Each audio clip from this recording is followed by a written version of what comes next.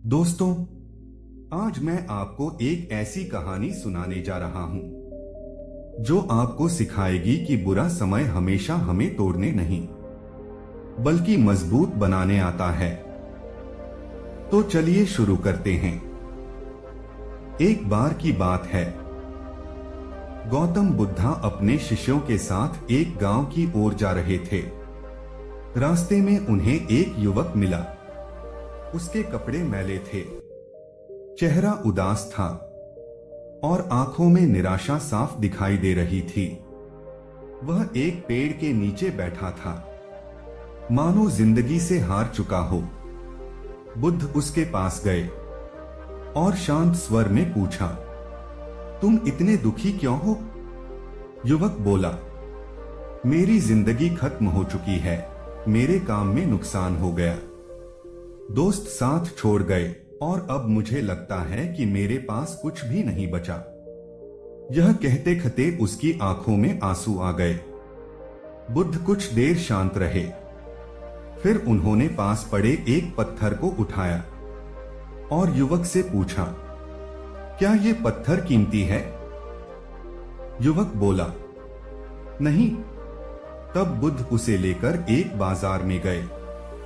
उन्होंने उस पत्थर को एक दुकानदार को दिखाया।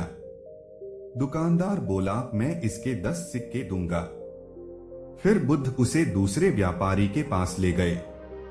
उस व्यापारी ने कहा, यह पत्थर दुर्लभ लगता है, मैं इसके 100 सिक्के दूंगा। आखिर में बुद्ध उसे एक जौहरी के पास ले गए। जौहरी उस पत्थर को देखकर चौंक गया। वह बोला, ये तो बहुत कीमती रत्न है, इसके बदले मैं हजारों सिक्के दे सकता हूं।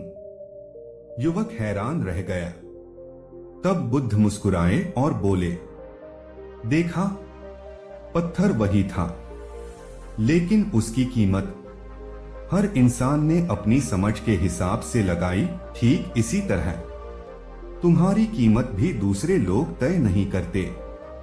अगर कोई तुम्हारी कदर नहीं करता तो इसका मतलब ये नहीं कि तुम कीमती नहीं हो। युवक की आंखों में चमक आ गई। पहली बार उसे एहसास हुआ कि वह परिस्थितियों से हार गया था, लेकिन उसकी असली कीमत अभी भी बाकी थी। उस दिन के बाद उसने फिर से मेहनत शुरू की। धीरे धीरे उसकी जिंदगी बदलने लगी। अब वह पहले जैसा कमजोर नहीं था, क्योंकि उसे खुद पर विश्वास हो गया था। दोस्तों, इस कहानी से हमें क्या सीख मिलती है? कभी भी खुद को कम मत समझो। बुरा समय आपकी कीमत तय नहीं करता। सही समय आने पर दुनिया वही कीमत समझती है जो आप खुद में देखते हो। हीरा हमेशा पत्थर जैसा दिखता है जब तक सही इंसान उसे पहचान न ले।